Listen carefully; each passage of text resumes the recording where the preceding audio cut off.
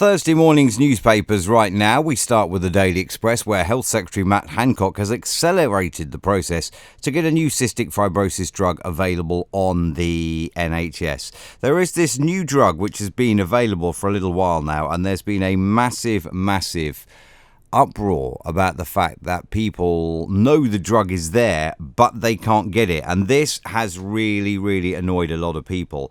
The paper, the Daily Express, has battled for thousands of sufferers to get access to these drugs, which I must say, I'm not really very good with medical terms, and these two don't even look to be in English. I think they're Russian or something, but I'm not even going to attempt them. There's a 7-month appraisal period which happens on any drug before it goes on the NHS, available widely. So it'll be approved for 7 months. It was thought that this wouldn't start until January 2021. However, the Health Secretary, Matt Hancock, has revealed that he has ordered the National Institute for Health and Care Excellence, which is called NICE, to start formally appraising the drug this week. So that is a fantastic breakthrough for those suffering from cystic fibrosis, that this drug that may help them may in fact be available sooner than thought. Elsewhere in the Eye this morning, there are concerns a new immigration system outlined by the government could adversely affect the NHS. So says the Eye. This is Priti Patel, the Home Secretary's new immigration system, based on a point system which she even admits her own family could not have moved to the UK under this new point system. That does prove, doesn't it, that you have to be kind of a hard and heartless person, perhaps, to be a senior politician.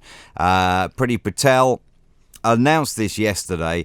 A lot of people have complained, saying that this is going to affect a lot of industries.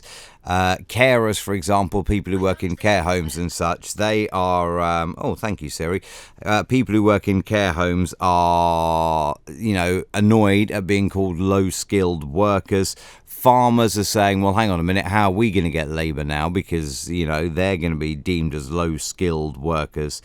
The most economically inactive are those that Priti Patel says can fill the gap left by the new immigration system, denying immigration to those who are potentially what she would deem to be low-skilled workers. However, the NHS is saying, no, this is going to have a massive impact on us. And they're worried about it. I mean, like within the NHS, obviously, you have some fantastic surgeons, professors, doctors. You have wonderful nurses who are doing a fantastic job. But you also have the lower skilled workers within the NHS, some of which will be immigrants, and those will no longer be able to come here. So says Priti Patel in her new document. Worrying news on the front page of The Guardian. 1 in 10 of all new homes constructed in England in the last 7 years have been built on land at the highest risk of flooding. Issue. Massive issue. We've seen, haven't we, over the last couple of weeks, flooding. We saw more locally here a few years ago. Datchet certainly flooded, didn't it? Bits of Cookham flooded as well a few years ago. But 1 in 10 of all new homes built last year were built in the last 7 years, were built on land at the highest risk of flooding, potentially leaving tens of thousands of people in greater danger from extreme winter storms. Not only that, as my friend explained to me the other day, who works for the Environment Agency, by building on these lands originally designated as floodplains, what we're doing is we're forcing the water to go to other areas. So rather than flooding these sacrificial floodplains, which now have people's homes on them, it's flooding places that the sacrificial flood zones were due to save. So if you think about it, right, if there is like a couple of streets and then there is like an empty field or something, which is a floodplain, in the event of flooding, the floodplain should soak up at least some of the water that boosts the level of the water table and the rivers. If you build on that, its ability to absorb water as part of the water table becomes less. And also, it's more of an obstacle in terms of the water getting out from where it's supposed to be and into this floodplain. It's then an obstacle, which means that water will carry on and it will find wherever it can to deposit. Not only the water, of course, the silt and the dirt and all that sort of stuff as well. And that is what happens when you build on the floodplain. So that's a worry, isn't it? 1 in 10 homes is a worry. The Times says Home Secretary Priti Patel has tried to oust her most senior civil servant after a toxic clash. Staff apparently have accused her of being a bully. There is no official complaint as yet. And supporters of Priti Patel have come out and said, yes, she is a hard-working, hard-demanding boss, but she is not a bully. So, we'll need to wait for more on that one, I think, before we can analyse it in detail. Buckingham Palace has begun dismantling links between the Duke and Duchess of Sussex. The couple's office in the palace will be closed at the end of next month. Also, the couple, who will cease to be senior royals and stop presenting the Queen from March the 31st, effectively March the 9th, because that is their last engagement. Their spokesperson has said after that date the couple will be represented by a new non-profit foundation not called Sussex Royal. There is you can make your own mind up on Harry and Meghan resigning as royals. You can make your own mind up on whether it's Harry or Meghan who's made the decision, etc., etc., etc. What you can't deny is that there is a huge bit of have your cake and eat it syndrome here, isn't there? We don't want to be royals, but we'd like to trade on the fact that we are. And that's how we intend to become financially independent. Well, you're ex-royals, really, aren't you? The Daily Mirror has a picture of a passerby who heroically waded into floodwaters to rescue a woman who was trapped on a submerged car for 12 hours. The rescuer risks his own life to save the trapped woman. Boris Johnson, people are saying Boris Johnson has shown his true colours by failing to act. I am no fan of Boris Johnson, never have been, and most probably never will be, and that's no secret.